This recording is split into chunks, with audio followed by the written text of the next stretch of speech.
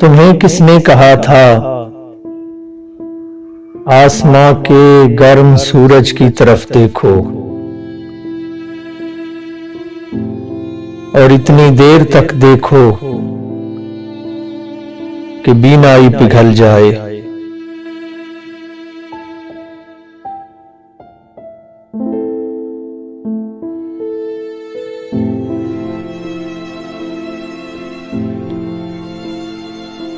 तुम्हें किसने कहा था आसमां की टूटती अंधी उलझती बिजलियों से दोस्ती कर लो, और ऐसी दोस्ती कर लो कि घर का घर ही जल जाए।